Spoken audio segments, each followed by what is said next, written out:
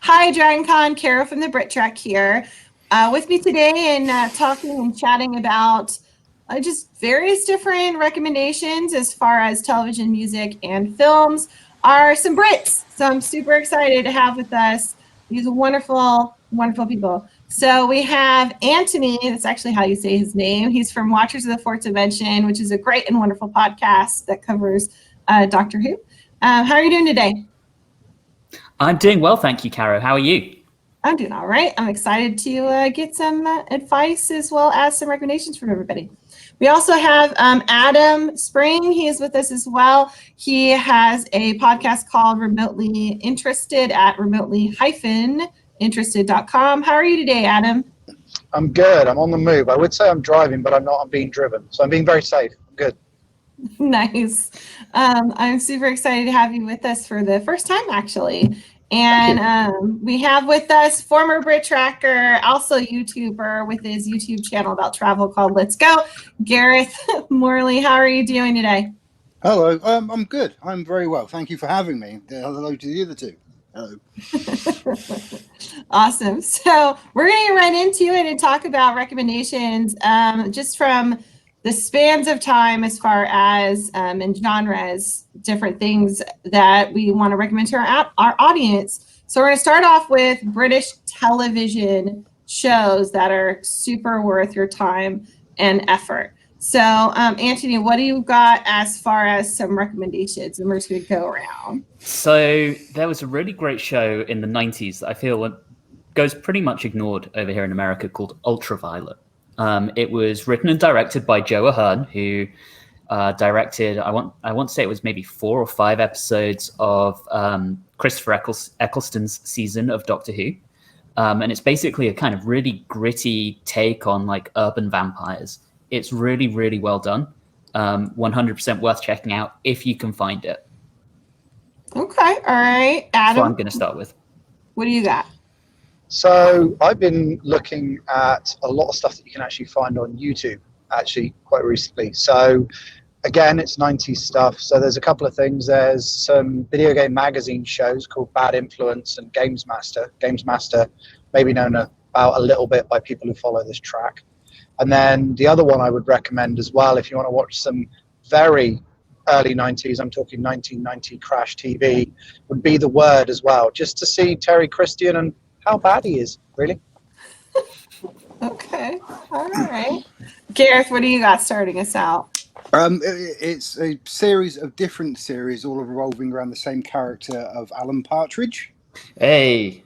And the very, very first series was called Knowing Me, Knowing You, and it's a chat show, completely fictitious chat show featuring made-up people with the character of Alan Partridge, and then from that it goes on to 2 series of called I'm Alan Partridge, and that went from the mid-90s, and he's still producing things now in that character, including a film, 5 different series, some spin-off hour-long documentaries. So Alan Partridge. Okay, all right. So those are great, like introductory recommendations. Let's start with the genre of television and go into one of my favorites, which is actually British comedies. What would be your recommendation that people have to watch? It's a must-watch as far as British comedies. Let's start with Gareth. I'll probably circle back to Alan. In all honesty, it's a very, very good way of getting to grips with it. It's not an overly optimistic program. He plays a character of Alan Partridge, who's a very small showbiz presenter. He's quite narrow-minded, no social skills. He's not necessarily a bad person, but it just follows you through him and how he just can't relate to people, and he's very much about his own self. And it is a comedy, and like I said, the first series, Knowing Me, Knowing You, try with that and see if you do like Alan. Okay, all right, Adam. I mean, I guess following on from that as well and feeding into it would be something like The Day to Day, which is where Alan Partridge kind of stemmed out of. That'd be a good one to look at, and anything by Chris Morris. Because sort of alternative comedy is very much in my DNA as well, growing up in the UK. I'd probably say anything by Vic Reeves and Bob Mortimer In fact, Bob Mortimer at the moment is Matt Berry out of What We Do in the Shadows. Is what a lot of people may know him from. They're actually doing a tag team thing across social media at the moment, where they're doing characters like feeding into each other, but it's randomly popping up from time to time. So anything by Reason Mortimer, I'd recommend. Okay, that's a great recommendation. All right, Auntie, what do you got? So speaking of Matt Berry, I'm going to recommend a show from the mid-2000s called Garth Marenghi's Dark Place. So it starred Matt Berry, Matthew Holness, and I can never pronounce his name, Richard Adeoye. Is that Iowadi. Ayoade. Yeah. Thank you, Gareth. Appreciate it. And it's like they filmed some kind of fake horror TV that was allegedly filmed in the 80s, and then they filmed a fake documentary about it. And it's really, all the fake footage from the 80s is really kind of corny, cheesy, over the top. The documentary is very dry in its humor as well. It's just really, really well done, really, really funny. And, you know, it kind of plays into that kind of sci-fi horror vibe as well. Oh, yeah, Absolute big fan. favorite. One of my favorites, speaking of sci-fi, kind of sort of, well, not really horror, but just like super funny, is actually Hyper Drive with Nick Frost. Yeah. Which the first episode's like super hard to watch because there's kind of some super gross moments in it, but it is hysterical. So if you like Nick Frost, you like Simon Pegg, and you've not seen Hyperdrive, it's also got Miranda Hart in it, who's from the comedy Miranda. Which if you haven't seen Miranda, you need to. Miranda Hart was also in Call the Midwife as a period drama, but she's an hysterical comedian. She's an amazing comedian. And her and Nick Frost play so well against each other in Hyperdrive. It's one of my like solid comedy recommendations. So are there any other ones that you want to mention before we move on to another genre? Anyone? I mean, I think we've got to give a shout out to Red Dwarf. You know, it's a sitcom in space, basically, and it's very, very funny. So I like the way where Red Dwarf plays with different themes in science fiction. There was one episode they find a crashed spaceship, and it is powered by people's behavior. So there's a field around them. So if you're a good person, it treats you well. If you're a bad person, bad things then happen to you. And for such a concept like that to just happen in a sitcom in space, it has very good different science fiction ideas. Mm-hmm. And it's hilariously funny. And if you've already seen it and already watched it, and if you didn't know, the past few weeks on the channel Dave over here, there's a 3-part hour-long documentary called The First 3 Million Years. And it's, they're just new interviews with the cast, more up-to-date ones, and some even backstage footage and videos that I've never seen of Red Dwarf. So that's out if you're already a fan of Red Dwarf. Actually, I didn't know about that. That's pretty neat. Yeah. Okay, so speaking. And also a lot of the. Go ahead. Sorry, a lot of the documentaries from the DVDs are actually on YouTube as well, so you can find a lot of those on YouTube. Oh wow, that is pretty cool. So speaking of documentaries are a big part of British television, especially those that only run like as a 4-parter or a 3-parter. May not be necessarily a series, but it is something that is a strong area of television. So what, as far as documentaries, would you say are things that are must-sees as far as that's concerned? Let's start off with Adam. One that I watched recently and was on the BBC in the UK recently is Rockfield Studios, which is a studio in Wales where a lot of different British music came out of, and some American ones as well. My wife, who's driving at the moment, put a big thumbs up. My wife is American. That one very much. So I'd recommend that. Some other stuff that I'd recommend is, this week I've been on a beach trip, so it's kind of fresh. In terms of audio stuff, there's a couple of good BBC ones at the moment by Alan Moore, or with Alan Moore in, whereby Alan Moore's talking to Brian Eno, for example, and then Stuart Lee, who's a British comic, is talking to him. And that's called Cross Connections, I think. And that's you can find that on the BBC Radio website. And so those are a couple of things that I'd immediately recommend. You got Gareth Googling already. I'm literally making a note of that because I love Alan Moore, I love Really Brian good. Eno, and I love Stuart Lee. Yeah, the Brian Eno, Nice. Alan Moore one, because Alan Moore is interviewing Brian Eno, and it's just sort of such a surreal experience when, Alan Moore is what most people tend to fanboy out about, and he's fanboying out about Brian Eno. So it's really cool to listen to.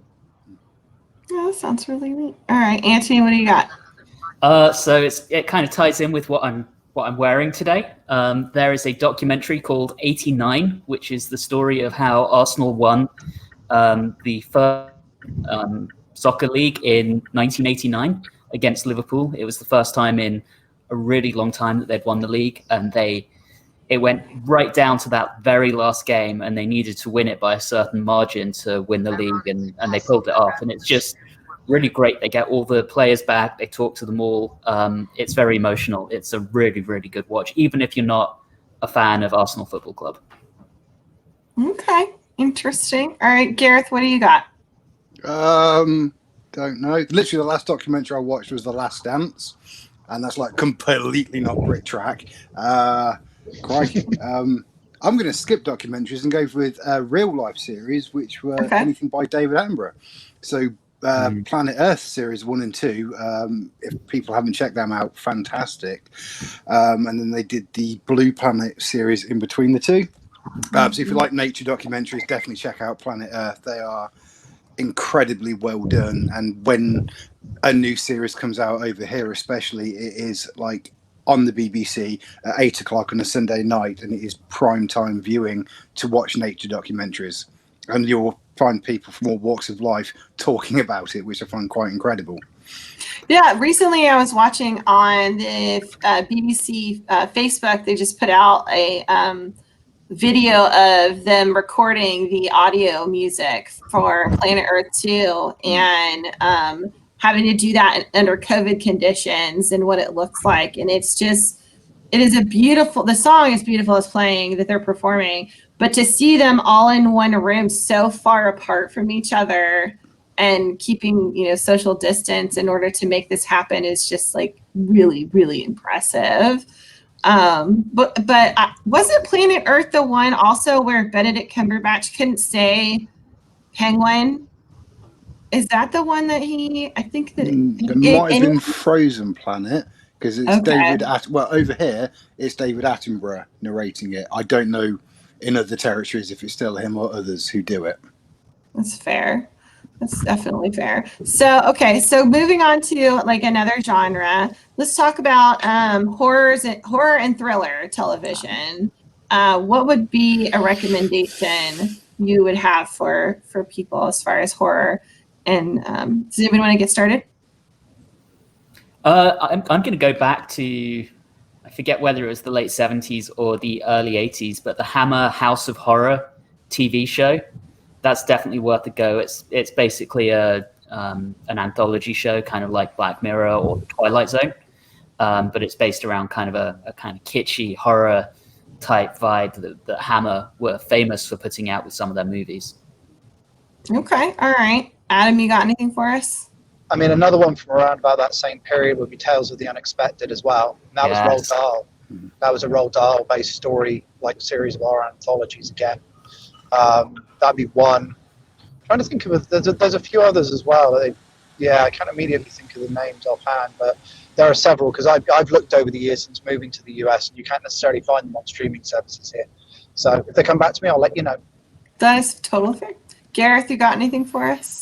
From the mid-2000s, it was a mini-series, I think, 4, maybe 5 episodes called Dead Set. It was written by Charlie Brooker, who is the lead writer and creator of Black Mirror. And it is the zombie outbreak and the early days of a zombie outbreak, told from the perspective of people in the Big Brother house. And one person outside of the house trying to get to somebody they know inside the Big Brother house. So it's dark humor, it's graphic, it's a horror, and it's very much, if you like Black Mirror, definitely check out Dead Set. Okay. One that I really like is Hex. If you've ever seen Hex, it was like early 2000s, and it was kind of the answer to Buffy, so to speak.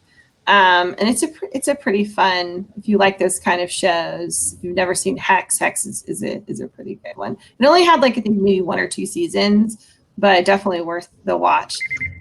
Anyone else have one? Go ahead. Yeah, I've got another one. So there was in the 80s Albert Finney 3-part series called The Green Man, which was actually a Kingsley Amos book that was adapted. And that's actually worth a watch as well. That's pretty good. And that's sort of a horror thing based around a ghost. So yeah. Okay, that's really interesting. If you haven't seen Jekyll's another really great show, which was made in like 2000, I think 6 or 7, and it centers around a modernization of Dr. Jekyll and Mr. Hyde, which is really brilliantly written and put together. So that's another one I highly recommend. Wasn't that one written by Stephen Moffat? Yes, it was. Yeah. Stephen Moffat wrote it. He did Jekyll before Doctor Who, right? He did Jekyll before he became the showrunner for Doctor Who, but he was already writing for Doctor Who. That's right. So yeah, as well, the Russell T Davies era was still going on. Yeah, it's really brilliant. It's super good. I mean, there's also other ones that people are probably more familiar with, like Ripper Street, which is based on the premise of Jack the Ripper, and that time period is really good. That had, I think, maybe 5 or 6 seasons. As far as like something fun and different to watch. I'm trying to think of any other horror ones, because horror is a pretty big. The Hammer, obviously. If you don't know anything about Hammer Productions, you really need to look into it. It's worth your time. And if you like the whole B horror series, you will really appreciate anything that has as far as that's concerned. So let's get into another genre. What about period dramas? Because those are huge in the UK. As far as we re-air them and on various different platforms here in the United States, from Masterpiece gets re-airs, or even co-productions are made, as well as PBS, the local broadcast station, is playing period dramas. So what would you recommend as far as period dramas are concerned? Well, I mean, I'm originally from a place called Cornwall, so I'm going to have to recommend Poldark. And that was remade recently.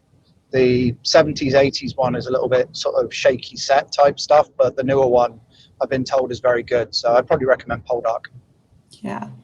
Aidan Kelly. We like to call it at the BritTrack the shirtless harvesting show, because Aidan Kelly being shirtless and harvesting wheat is like the big thing that everybody kind of mentions as far as it shows. It's a great recommendations. So Anthony, what do you got? So I'm going to recommend a show called The Duchess of Duke Street, which came in, I think it was the early to mid 70s. And it's a period drama. It actually stars in one of the lead roles, Lalla Ward, who of course was Romana in Doctor Who. Mm-hmm. But it was produced by the same guy who did the original run of Upstairs, Downstairs. And it's around a character who kind of works her way up from being a servant to being ultimately the proprietor of an upper class hotel. And she gets the nickname of the Duchess. It's really good, as long as you can, work with the kind of early 70s filming techniques. Okay, Gareth, what do you got? I was going to recommend that one because I don't really know many period dramas, and I know my mum was a massive fan of that one. So that's how I ended up on that one as well, Gareth. So yeah, I remember I even bought her the DVDs one Mother's Day. So that's the only other than what was that one a few years ago with Jon Snow as one of the Guy Fawkes conspirators.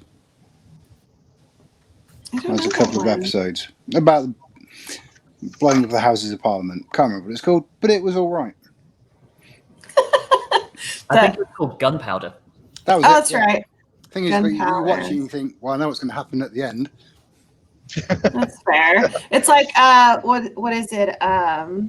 There's shows like Wolf Hall that deal with monarchies and other things. Two of my favorite ones that not necessarily monarchy shows, but Cranford is one, which is kind of like small country life. It's got Judi Dench in it, and Judi Dench in anything is just amazing. And it's just about the small town of Cranford and all the like little things that occur, and it's actually really funny as well. It's not intentionally a comedy, but it does have these really hysterical moments. Another period drama that's worth the watch. Both of these are on BritBox, which is a channel that you can get through Amazon Prime, and they have they run the gamut as far as period dramas on it. And another one is Lark Rise to Candleford, or Candleford to Lark Rise. I think they might have it backwards. Is also another really, really solid period drama that deals with the differences of classes between a small hamlet and an actual town that is near the hamlet and their family members between the two. So it's got that kind of like Downton Abbey, upstairs, downstairs vibe going for it, as far as like the class conflict in the show. So those are all really great recommendations. Another one is A Very British Scandal, which was a 3-parter with Hugh Grant in. That's another one worth watching. That's on Amazon. Really, really good. What really is that about? It's about Jeremy Thorpe. So Jeremy Thorpe was a Liberal MP, and he had a gay lover, and then he tried to murder him, and he actually got away with it. But and it's all centered around that. It ruined this guy's career. So yeah, but it's worth watching. It's very good. Very good. I'm gonna write that one down for myself.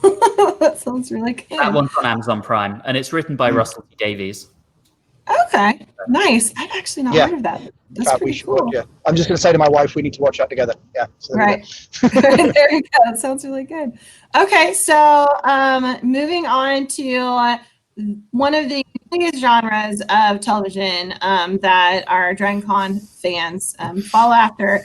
I think we'll kind of lump them all together as far as supernatural, fantasy, and science fiction television shows. So things that you would recommend that people, it's a must-see, you should absolutely take the time to see it.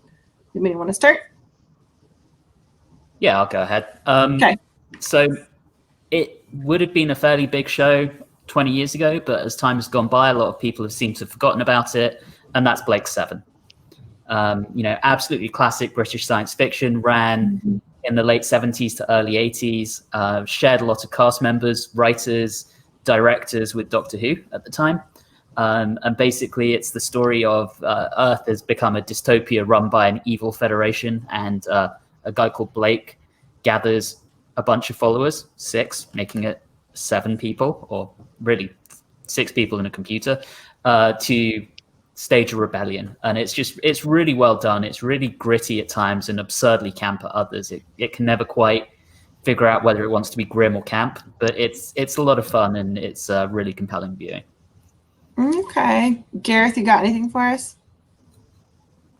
I can't really think of anything that people aren't aware of with science fiction that I've personally watched. Well, I mean, you'd be surprised. Blank. Like, for example, like as far as science fiction fantasy, one of the big ones that comes to mind is Merlin. A lot of people have heard of the show, but not necessarily. It was airing here, and then it wasn't, and now you have to kind of like buy, I think, on Amazon Prime episodes of Merlin. And it was a fantastic show as far as taking the idea of Merlin and Arthur and making them the same age, and having them experience all these, different little storylines. And the dragon is like the worst character in the entire series. He's just super manipulative character that they have in it, but it's really worth the watch. I think something like that as far as like recommendation. Oh, there's that one that I didn't watch, but was popular called, was that Primeval? It was on ITV the same time as Doctor Who came out. Yeah, Primeval. I remember people really were into that. Yeah. That was a dinosaur. It was like Sliders meets dinosaurs, right? Sliders, that was a good show. Right. Sorry, not British again, but Right. But that's definitely one that, is worth watching. It was out of Canada, right?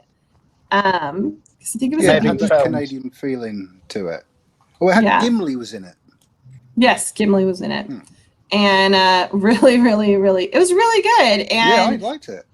they had a really awful budget for their first season, and then they got picked up by another production company and ended up like expanding their budget. So the series 2 and series 3 are super good, but it is like sliders and dinosaurs together. Lots of dinosaurs coming into modern day and messing things up, and then them having to fix it. So that's a good recommendation. Adam, you got anything for us? Yeah, I mean, there's actually a lot of good stuff in children's programs in the UK from the 80s and the 90s, like Darkseid is one of them that I'd probably recommend. And then some of Russell T Davis's stuff like Archer's Goon. That's another one that's really worth looking at and revisiting. What are those about? So Darkseid, I think it's called Darkseid, is a collection of short stories that are turned into episodes. So like it'll be a 6-part series, but it'll be 2 parts about one thing and another 2 about another, and so on. But one of them that I remember, the episode that actually has what's her name? The one that's out of Titanic. Can't remember her name. Kate Winslet. Kate Winslet, that's the one. Okay. It was her. It was one of her first roles. In fact, it may have been her first role. And the whole premise of the story was there was a supercomputer that was developed by the Ministry of Defence that's underneath a school, and they start hacking into it, and it's a sentient being. So it's stuff that is quite. Although it was made for children, if you look at it now, it's quite adult themed. So Archer's Goon. Sorry, Karen. Dark Season was the one. Dark Season. That's what I was thinking of. Yeah. So those 2 would be the 2 that I would recommend: Archer's Goon and Dark Season. Yep. Okay. All right. Any other ones that you guys can think of for science fiction, fantasy? So it's suspense? a little tangential it's kind of spy-fi, but I would highly recommend the original British TV show from the 60s, The Avengers, not to be confused with Marvel's Avengers. Mr. Steed and a variety of attractive female assistants, including the very famous Mrs. Peel, tackling general plots and conspiracies, some of which have a kind of sci-fi bent to them and some of them don't. But it's really, really great viewing. And the last 2 seasons are available in color. The rest is all in black and white because it's old. Yeah, and some shows that people may not be familiar with, but if you like Lost, for example, you'll love The Prisoner, which is there's the classic series. I think was made like late 60s, 1967. early 70s. Yeah, late 60s to up into the 70s, and it is the remake. It gets a lot of grief, but I enjoyed the remake that that Sci-Fi or Sci-Fi Channel, however you want to pronounce it. I think remade it for they made like 2 seasons of it, but the original is just brilliant. Anthony, what is the premise of The Prisoner? So I'm going to start out before I say that it's probably the best show ever made. They were incredibly smart in only making 17 episodes, so it's a limited run thing.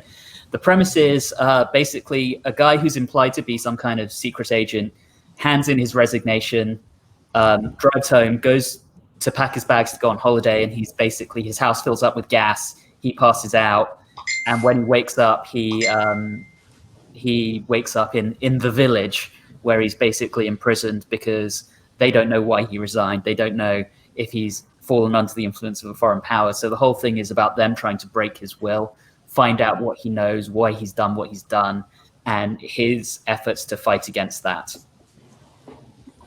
Yeah, absolutely. And this genre in general, it's so big. So what about Misfits? Has anybody seen Misfits? Oh yeah, I really like that. What was that about, Gareth? What was the deal with Misfits? It is about a group of youths who are doing community service for crimes they committed, and one day there's an unexplained event where they acquire different superpowers, and then it is just set around this one community centre, and things start happening is the best way to say that. They don't really so much try and investigate what happened, but then other members of the community also get different powers. Some of them use them well, some of them are villains. It's them either sort of fighting them, but it doesn't really get to an Avengers level kind of group. And then, and it is quite adult as well. It's not one for the kids. I think over here it'd get an 18 rating. Lots of naughty words and rude bits. This is true. And there's lots of stuff like a lot of people don't know. It's not quite, I guess, it's not a production made in the UK, but it was Canadian and German co-production. Lex, if you've ever seen it. Lex is a super, super fun, great show. Adam, do you know anything about Lex? I mean, I know of it. I've not watched a lot of it. I think I watched one episode once. Yeah. That's fair. Anthony, do you know the premise of Lex? You can share. I've seen a couple of episodes, but it's been a really long time. I've forgotten a lot about it. But it was definitely kind of had a cult following, and I seem to remember it was a little enjoyable, if a little risque at times. Absolutely. So basically, it's a crew, that's set on a spaceship Lex, and they're all going around and have misadventures, and there's a consistent series storyline throughout it. But it's definitely I think it was made in the 90s. Is a really fun little romp as far as science fiction. Has anyone thought of any other ones?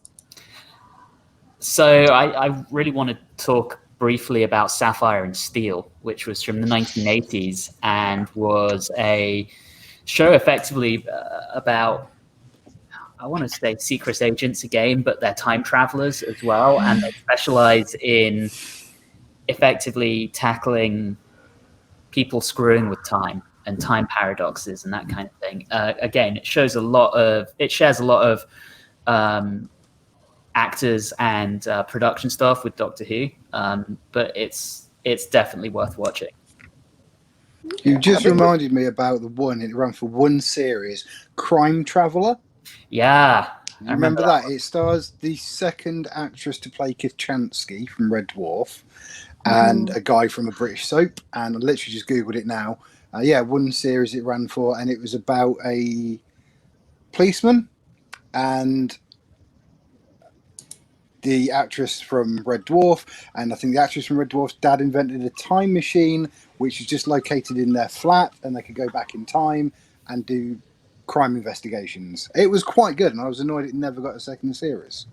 Crime Traveller, that was Who That wrote was a it? good show. I think it. Anthony Horowitz. I think it didn't do quite as well as they wanted to. Sci-fi at the time was kind of in a bit of a ditch, but yeah, it was really good. Yeah.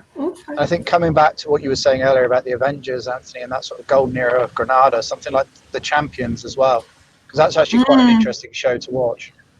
Yeah, you had all of those kind of ITC shows at that time, Department S, The Champions, Jason King, that all kind of took on that kind of spy-fi slot.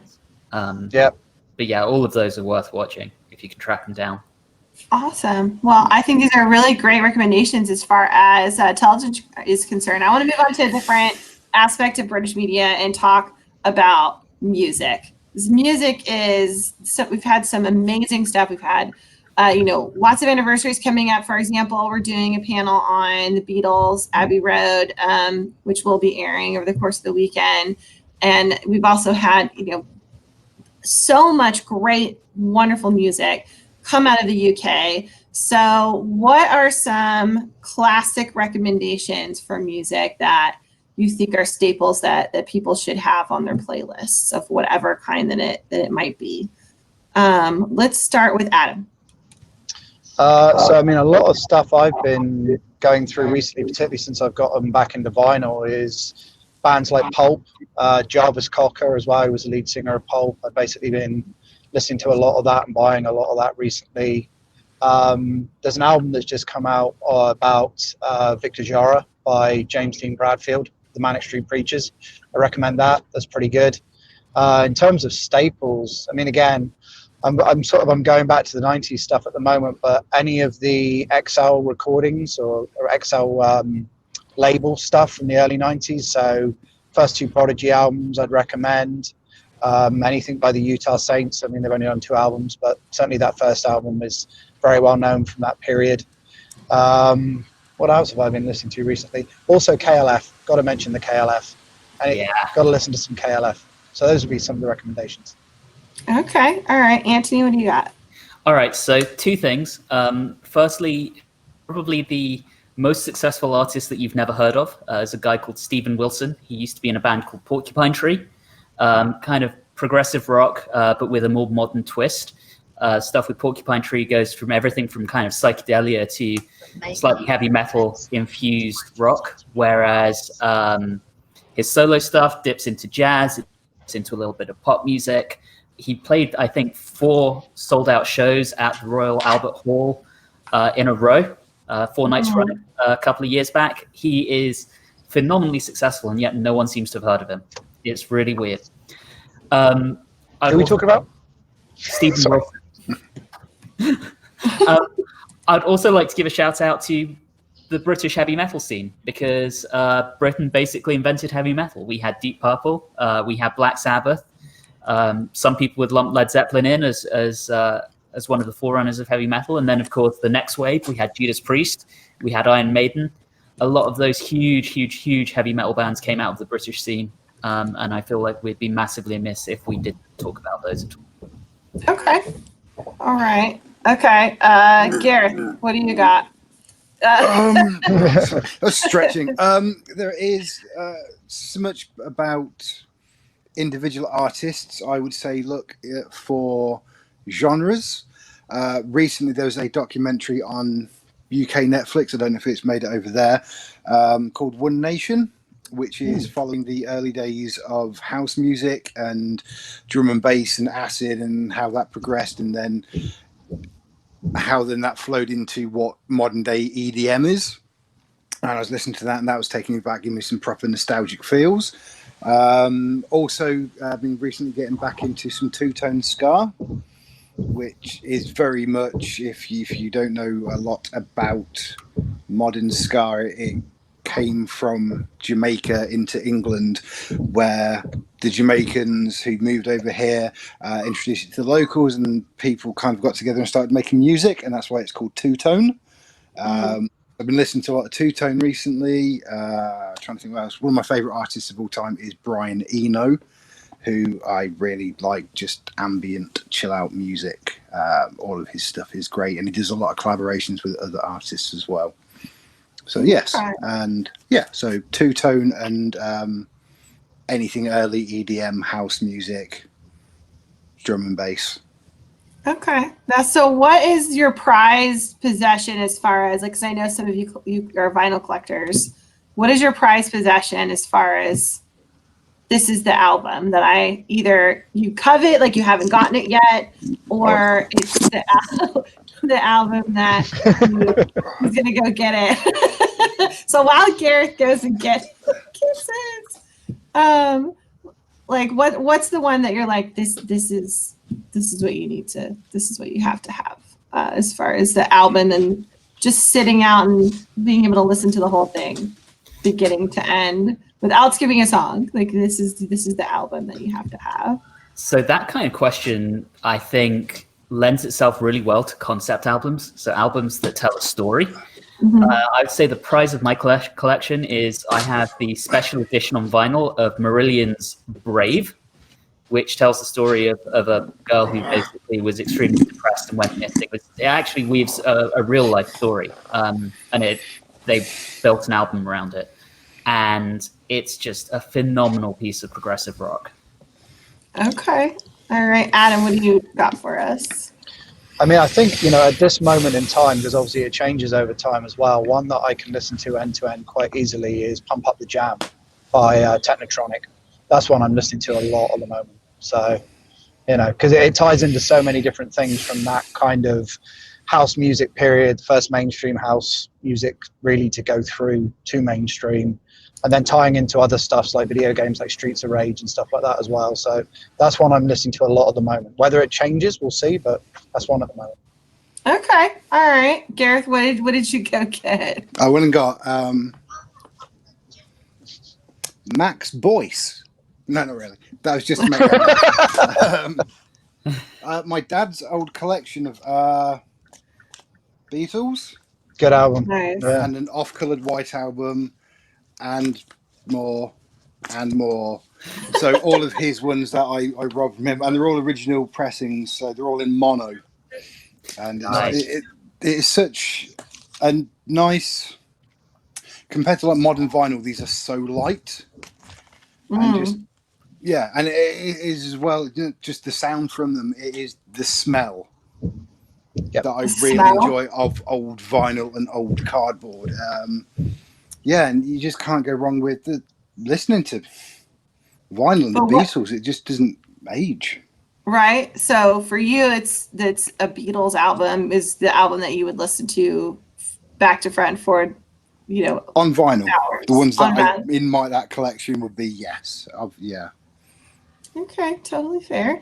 All right, so what about films, movies, films that are your recommendations that are must-see, made in the UK films that you've seen that you would recommend, strongly recommend? So going to go kind of obvious here, but again, it's a little old, so it might have fallen off people's radar, is anything from Hammer. All of those horror movies, very classic. They did Dracula, they did The Mummy, they did Frankenstein, all of that kind of stuff, made in from, I think, predominantly the 50s through to the late 70s, early 80s. A lot of big names in them, Peter Cushing, Christopher Lee, just really well made, and they've really stood the test of time. Highly, highly recommend those. Okay, Adam, what do you got for us? So one that I'm actually looking to watch again that I haven't seen in a while, and it's actually difficult to get hold of in the US, is a film with John Hurt called All the Little Animals. Christian Bale's in it as well, and it's actually based from where I'm from in Cornwall. It was actually filmed in the Isle of Man, I think.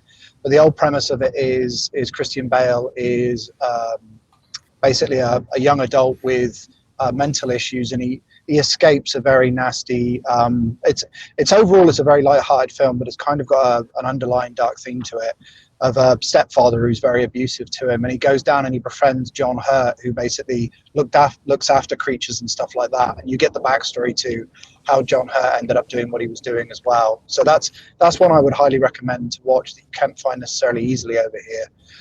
If you want to go to sleep, there's a film that was big in the UK recently on like the BAFTA sort of scene called Bait, which was done by a Cornish filmmaker, because it was done in black and white on old cine film, but it's a bit slow. So if you're feeling insomnia, I'd recommend that one. It was very artistic though. You're right. It was Rebecca. That's my wife. And I'm trying to think some of the other ones that are maybe not ones that you would think of that much over here. I mean, the what one? The surfer one. Oh, Blue Juice. Yeah, you see this. I've got my agent here telling me. Blue Juice, which is sexy Sean Pertwee is the commentary I'm getting at the moment, and he plays a surfer, and it's actually an early Catherine Zeta-Jones film as well. So that's another one that's worth watching. And the interesting thing about that one is it kind of had a bad rap at the time, but it's actually aged quite well. So it's all about surfers in the UK, and it's called Blue Juice. Okay. All right, Gareth, what do you got for us as far as movies? A good horror comedy. It's called Severance. I don't know if it ever made it over there, because there's nobody in it really internationally recognizable. It is a horror, little bit comedy, about a small group of people who are somewhere in Eastern Europe, and their coach breaks down. They're on a company retreat, and they come across a cabin in the middle of the woods, and turns out they are being hunted by locals. And it is gory. It is amusing. It's got very dark humor to it as well. So I recommend Severance if you're in the mood for that. And then there was a run of films that started in the late 1950s. I'm probably wrong, probably early 60s, all the way through to the 80s. A series of film called Carry On films. Indeed. They always began with Carry On and then a different word or words at the end. So they did, and it was pretty much the same troupe of actors and the same writers, and it's very light-hearted, a bit cheeky, a bit saucy. Yeah, they are very good. The best ones, in my opinion, are probably Carry On Camping, Carry On Nurse, Carry On Doctor, Carry On Again Doctor. And they even did a Hammer one as well. They did a comedy horror one, which was called Carry On Screaming. Thank you. I remember that one. Yeah. So, yeah, Carry On. I think there's nearly 30 of them in total. Wow. Yeah. They keep trying to revive it, and they don't have a lot of luck getting it off the ground. They've been talking about it for 20 years. The famous attempt was they were going to do Carry On London, and they just, for whatever reason, they just never got it made. Okay, interesting. I've never heard of those before. That sounds super, super fun and worth it. Well, thank you, gentlemen, so much for being with us today to give us advice for anything and everything TV, film, and music from the UK that are kind of your recommendations as far as what to watch and what to listen to. Is there anything that's a final must that maybe people are familiar with that you feel that if you are a fan of the UK, if you're an Anglophile, that it should be in your repertoire as far as TV, music, and films that you want to leave our fans with today? So additionally, on the film front, I would like to bring up With Nail and I, which is probably one of the all-time greatest films, one of the most quotable films of all time.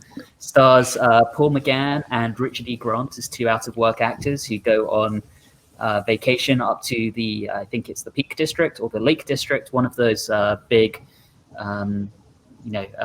national parks in England. And it's just about their kind of antics as they're up there. It's really funny and really sad at the end as well. It takes you through the full roller coaster of emotions. Okay. All right. Adam? I guess, like, in terms of sort of formative years growing up film that a lot of people from my generation watched because it was on TV from time to time is one called The Water Babies, which is a weird sort of fusion of like real and hand-drawn cartoons. That's one that I don't know why it immediately sprung to mind, but that's one that it's worth checking out. That'd be one. Okay. All right, Gareth? If you're in the mood for any kind of drama, police procedural series, there's one called Line of Duty, which is about not corruption, what's the word? Sort of like an internal affairs type department within, not even British police, because it's actually filmed in Northern Ireland. But it's not actually mentioned it's in Northern Ireland. But anyway, it's called Line of Duty. That's really good. There's a series called The Fall, starring Gillian Anderson with her English accent, and Jamie Dornan, following a serial killer and the police trying to catch him. And then there was another one written by Charlie Brooker, the guy who did Black Mirror. And it was a spoof parody of those type of shows. And it's called A Touch of Cloth. So if you like the Naked Guns, you will like this. It's very well written, and Karen Gillan, I think, is in series 3. So really, really hilarious show that's well worth going back to. Awesome. Thank you, guys. Okay, go for it. Squeeze them in. Phoenix Nights by Peter Kay would be one that you may want to look at if you want to look at British working men's club stuff and like the sitcom element of it from the 2000s. And Max and Paddy's Road to Nowhere. Those are very British, both of those things. Those would be another two things. Okay. Any others that you want to squeeze right last in, Anthony, before we go? No, I think I've talked about everything I want to talk about, but thank you. That's awesome. Well, thanks, guys. I really appreciate it. Your time and joining us for the Brits on British Media. And if you need to look for any of these wonderful people as far as resources, you can find that in the links below. on our YouTube channel posting for this panel. So you can also find the BritTrack on various different social media platforms, from YouTube, Twitter, Facebook, as well as Instagram. We hope that you guys have a wonderful, wonderful convention. And thank you so much, gentlemen, for joining us. Bye, DragonCon. Have a wonderful day.